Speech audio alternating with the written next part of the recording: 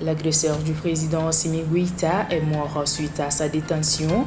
L'annonce a été faite par le gouvernement ce dimanche 25 juillet 2021. Les détails dans un instant. Dans cette édition, nous parlerons également environnement face à des risques d'inondation très élevés au Mali.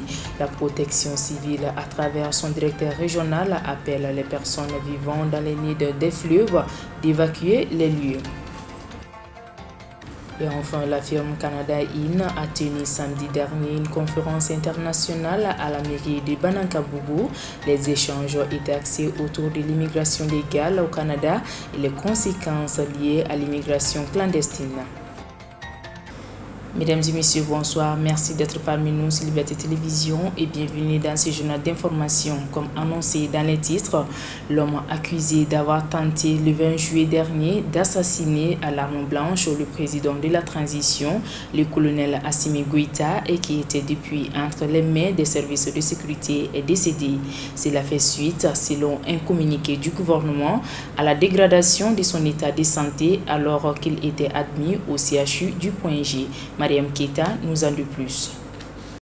Le mardi 20 juillet, le président de la transition Assimi Goïta a été victime d'une tentative d'assassinat. L'assaillant, dont l'identité n'a pas été dévoilée, s'était précipité vers le colonel durant la prière de l'Aïd el-Kibir dans la grande mosquée de Bamako et avait tenté de lui asséner un coup de couteau au niveau du cou.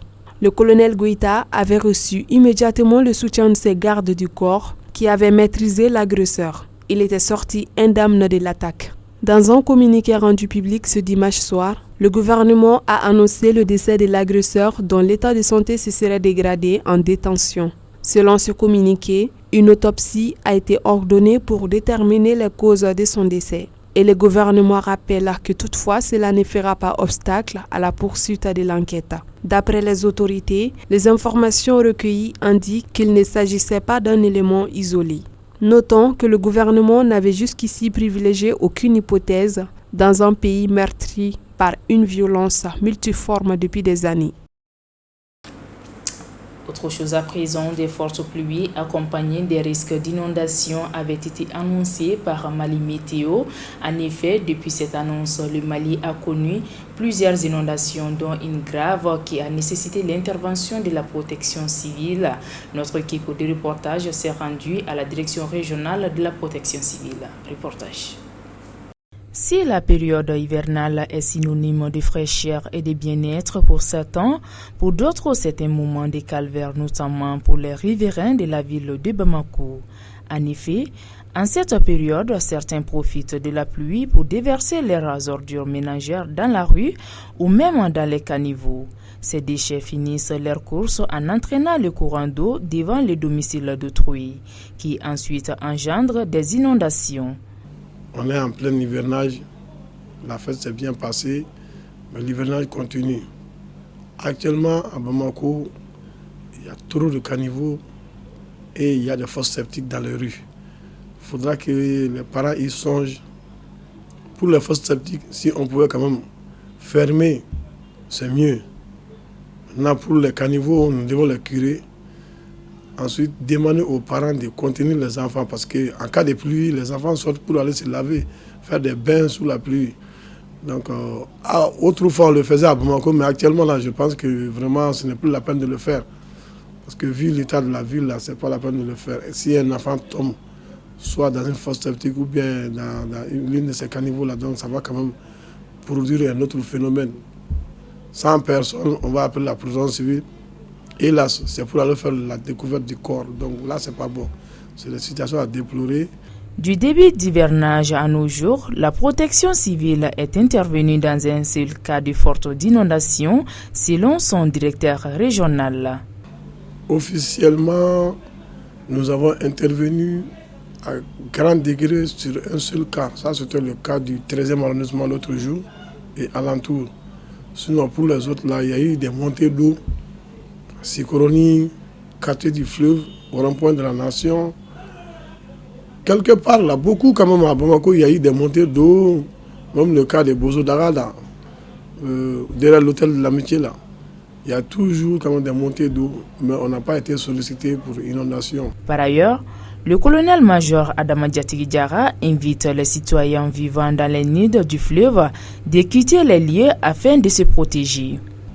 Souvent, nos concitoyens, vu leur position aussi, ils ne veulent pas nous alerter par rapport quand même à un cas d'inondation chez eux parce qu'ils sont déjà dans le lit majeur du fleuve et on a vraiment décrié, on les a demandé de quitter même. Communiquer, dire quand même d'aller chercher un abri d'ici la fin de l'hivernage, on peut le dire. Mais selon nous, dans notre vision, il va falloir quand même qu'ils quittent le lieu, chercher quand même un autre trou pour quand même mieux vivre à l'aise.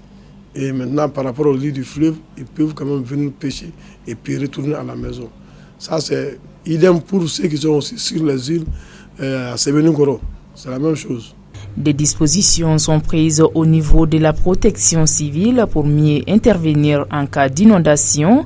Néanmoins, son directeur appelle à plus de vigilance. Au niveau de la protection civile, nous faisons quand même nous préparer psychologiquement, préparer les hommes et puis préparer le matériel qu'on a, le matériel d'épuisement. On a les motopompes que nous continuons à faire leur entretien après chaque activité. Et puis nos engins pompes aussi qui font l'aspiration. Dieu merci, on a reçu quand même des engins pompes modernes qui peuvent quand même faire les deux, éteindre les feux et puis aspirer l'eau. Donc c'est ce qui est vraiment notre faveur. Éviter d'utiliser les chaussées submergées. Je m'explique.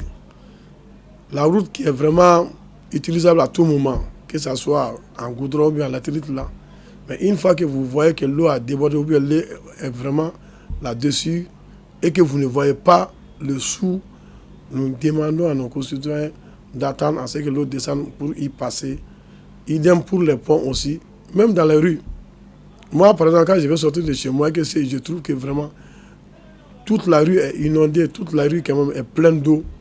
Je préfère retourner, attendre à ce que l'eau descende. Quand je vois quand même la route, je peux aller.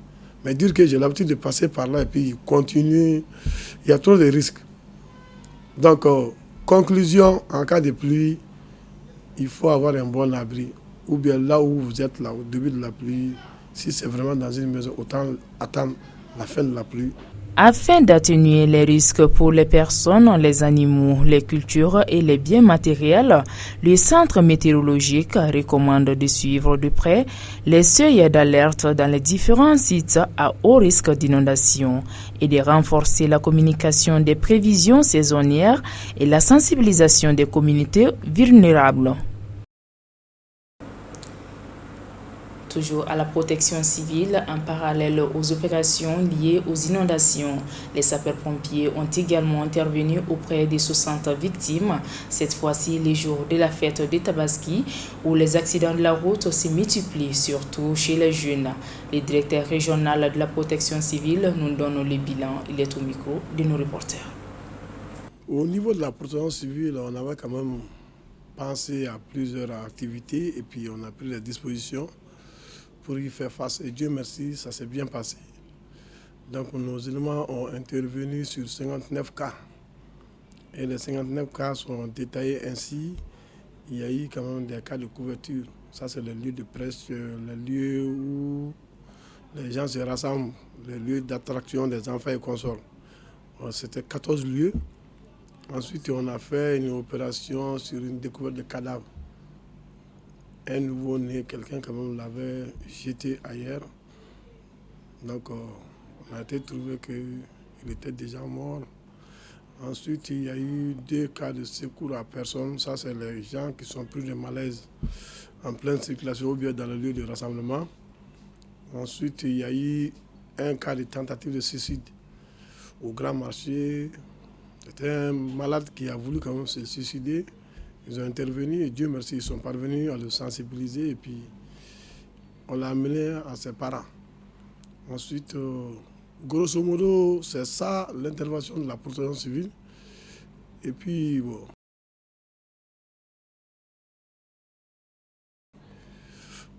beaucoup quand même d'interventions, mais le bilan, ça a été 60 victimes, on le dit comme ça, dont 59 blessés. Et sur les 59, il y a eu 36 cas d'accidents de circulation. Des blessés dits quand même aux accidents de circulation. Ensuite, les motos impliquées, c'était 20, dont 6 motos-taxis. Donc, Dieu merci, il n'y a pas eu un cas de mort à cause de l'accident. Et comparativement à l'an passé, je veux quand même réitérer les mêmes consignes, demander à nos concitoyens de continuer à observer le code de la route.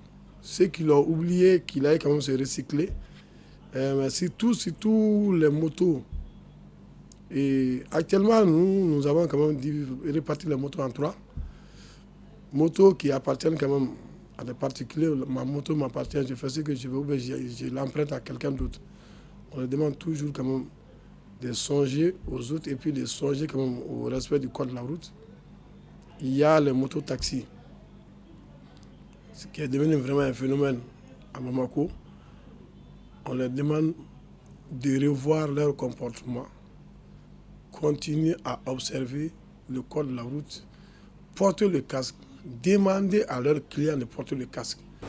Et enfin, la mairie de Banankabougou a servi de cadre à la conférence internationale organisée par la firme Canada In, spécialisée dans l'immigration. L'objectif était d'échanger et de proposer des solutions légales afin d'immigrer à l'étranger et lutter contre les catastrophes causées par l'immigration clandestine. Reportage.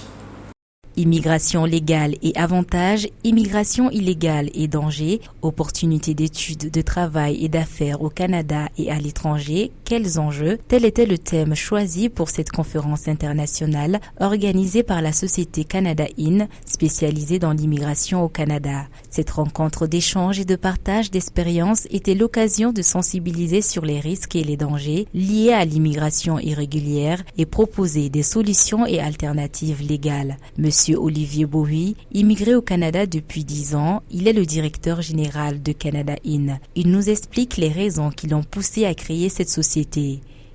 Vu que nous étions en classe et du coup les Blancs se moquaient des Noirs. Quand ils voyaient des enfants noirs avec des mouches dans les oreilles, avec des nez, et en plus qui sont en train de mourir sur l'eau, ils nous prennent comme pour des singes, à tel point qu'ils nous demandent est-ce qu'il y a de l'électricité dans vos pays. C'est frustrant, ça fait mal. C'est pour cela que j'ai décidé d'arrêter tout et de me lancer à l'immigration, venir sensibiliser mes parents maliens, guinéens, ivoiriens, burkinabés, la sous-région, pour leur dire que si moi, en tant que votre frère, je suis allé chez les Blancs et aujourd'hui j'ai pu m'intégrer et réussir, vous aussi pouvez le faire, mais dans la légalité, dans la transparence. Implantée dans 17 pays d'Afrique, la firme Canada In est présente au Mali depuis 2017. Elle accompagne ceux qui souhaitent s'installer de façon légale au Canada afin de lutter contre l'immigration clandestine, surtout celle des jeunes dont les causes sont nombreuses, selon le docteur Salomon Angoiba, directeur de la firme. Aujourd'hui, l'une des pauvretés dont on fait rarement cas, c'est la pauvreté en esprit. Donc la raison principale, les gens ont en tête qu'une fois en Europe ou aux États-Unis, je suis au paradis. Ça en soi, c'est une idée qui est un problème. Le chômage est une des causes aussi.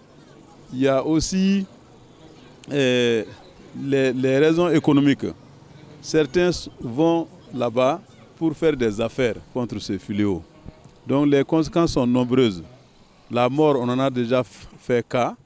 Mais il y a d'autres conséquences, le départ des braves valides. Beaucoup de nos familles, les braves valides sont partis. Et même là-bas, ils sont dans la misère. Et il y a aussi la souffrance. Parce que ces gens qui émigrent là, souvent arrivés là-bas, ils sont dans des situations précaires. Donc on ne peut pas finir d'en citer. Les conséquences sont aussi nombreuses que possible. Ainsi, pour éviter de nombreux morts atroces sur la Méditerranée, le directeur de la communication de Canada In invite les jeunes à immigrer en toute légalité. En Afrique, il est dit que celui qui ne s'informe pas est un danger public. Et en tant que pasteur, homme religieux, il est de nos devoirs de sensibiliser la population africaine sur l'immigration. Sachant que beaucoup d'Africains qui voulaient avoir une vie meilleure ailleurs sont restés dans la Méditerranée. Aujourd'hui, d'autres sont prisonniers.